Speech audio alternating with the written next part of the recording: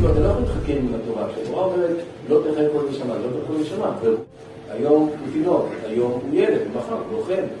חובת כיבוש עלינו, גם אם תושבי חבל עזה היו כל הזמן רק מגישים לנו פרחים. היינו מחויבים בשבת לפתוח במלחמה.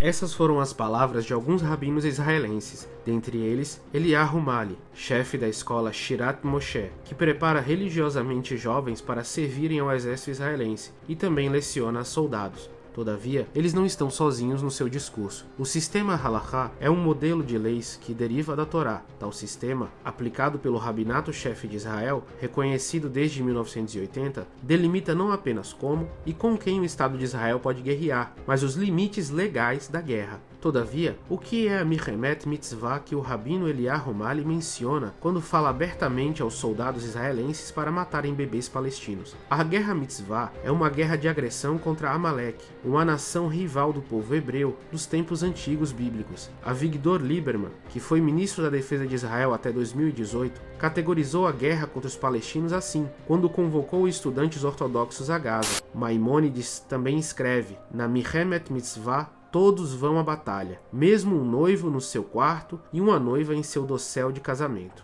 זכור את אשר עשה לך עמלק, נצטווינו. אנו זוכרים ואנו נלחמים.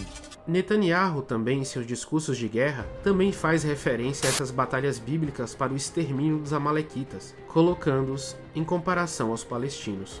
Vá, ataque os amalequitas e destrua completamente tudo que eles têm. Não tenha dó nem piedade. Mate todos os homens e mulheres, crianças e bebês, gado e ovelhas, camelos e jumentos. Utilizando o êxodo dos israelitas bíblicos de 3.000 anos atrás do Egito e como lutaram contra os amalequitas que os atacaram, o Estado de Israel atualmente dá uma legitimação religiosa para que seu exército massacre crianças, mulheres e toda sorte de civis indefesos em Gaza.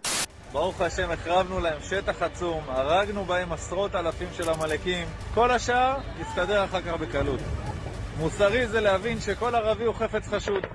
Por tal motivo, a revista Times revelou que mesmo os Estados Unidos, grande aliado de Israel, consideram sancionar o exército israelense. Segundo a reportagem, os Estados Unidos reportaram considerarem impor sanções no batalhão Netzai Yehudá, uma unidade dentro do exército israelense, devido a alegadas violações de direitos humanos na Cisjordânia. O rabino Yitzhak Shapira, em seu livro Torá do Rei, na página 226, defende o assassinato de crianças e bebês em defesa do sionismo, dizendo: os bebês encontram-se frequentemente numa situação em que obstruem o caminho para a segurança com a sua presença e o fazem involuntariamente sem intenção. No entanto, é permitido matá-los, porque a sua presença ajuda a cometer homicídio. O mesmo rabino, Yitzhak Shapira, que, em 2010, defendeu que o exército israelense tem o direito de usar palestinos como escudos humanos, segundo o Jerusalem Post, ainda em 2010, o impacto do livro Torá do Rei no exército israelense preocupava, dada a crescente influência dos rabinos sobre o número crescente de soldados religiosos e o crescimento das yeshivas, academias de ensino da Torá e do Talmud. A questão que surge é se a Torá do Rei e a literatura rabínica semelhante afetarão a forma que os soldados respondem aos eventos nos territórios. O extremismo, todavia, não para por aí. O rabino Yitzhak Yosef fez a seguinte declaração,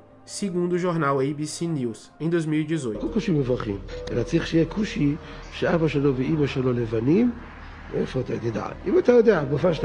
Já o rabino Giora Hadler, em 2019, na Academia Militar Bnei David, fez esse discurso. לא, הוא האדם הכי צודק שיש. ודאי שהוא צודק כל מילה שהוא אומר. באידיאולוגיה שלו הוא צודק. יש עולם גברי שנלחם, שעניינו כבוד, שעניינו החוות לוחמים. O rabino Eliezer Kshetiel, também da Academia Militar Bnei David, em 2020, declarou o seguinte. Anteriormente, ele defendeu também a escravização de palestinos, segundo o jornalista israelense Yossi Gurvitz. No contexto do atual genocídio em Gaza, um soldado israelense forçou os prisioneiros palestinos a dizerem que desejavam ser escravos. משפחה מאוד מאוד ג'ידן מכובדת חשובה ואנחנו רוצים להיות עבדים של משפחת אזולאי לנצח נצחים. Os rabinos militares e o exército israelense usam passagens descontextualizadas da Torá para justificar esse tipo de comportamento. Avi Shlaim, professor e historiador israelense, autor de vários livros e críticos de aspectos do sionismo, explica a diferença entre judaísmo e sionismo. Zionism is racism. Israel cannot be both. Israel is either a racist Jewish state or it's a democratic state for everybody. Infelizmente, as colocações dos rabinos militares influenciam as forças armadas de Israel, as políticas públicas do país e ajudam a perpetuar o genocídio contra o povo palestino.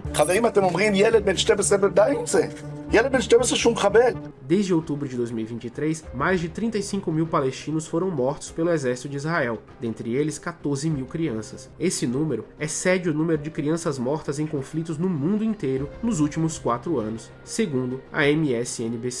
Todavia, é necessário apontar que o catalisador de todo o genocídio histórico na Palestina, da Nakba até a atualidade, são justamente essas narrativas de racismo e ódio religioso perpetradas dentro de Israel por sionistas, que para o mundo vendem que são um país democrático, com até tons de laicidade, mas dentro de suas fronteiras matam bebês e justificam religiosamente em nome de Deus. You know, it's difficult for me to say that, but it's equivalent to what happened in the Holocaust. Now, you could say the numbers are different, you can get into all these distractions, etc. But in terms of what it's doing and what it's done, to first the Holocaust, you know, I could never, as a speaker, I'm sure these speakers like myself, they're being asked at the end of their talk at a Holocaust museum or in school, well, you've suffered so much, how do you explain what you've done in Gaza? How do you explain that? All these civilians who've been killed, all these children, and I'm supposed to represent children. You know, I talk a lot about children because 1.5 million Jewish children were murdered by the Germans. And how did they do that? One way it was explained by Himmler, one of the Nazis, why these Germans were killing civilians and children, because these German soldiers were having PTSD in those days. They were killing civilians. And we know they were having those issues, emotional issues, because they wrote home letters to their family about that, and they complained to their officers that they were killing civilians and they didn't sign up for that. And to the degree where Himmler, second in command in the Nazis, went out in 43 and 44 to the Eastern Front and gave them pep talk. And he said to them, if it's very difficult for you Germans to be killing civilians. We know that because you're such a caring people. But you have to kill these children, because if you don't, they will grow up and be avengers. And that's the terminology he used, avengers. They will seek revenge on you for what you did to their family members. And that's what the Israelis are doing and saying and thinking when they kill Palestinians. It's preventive murder. If we don't kill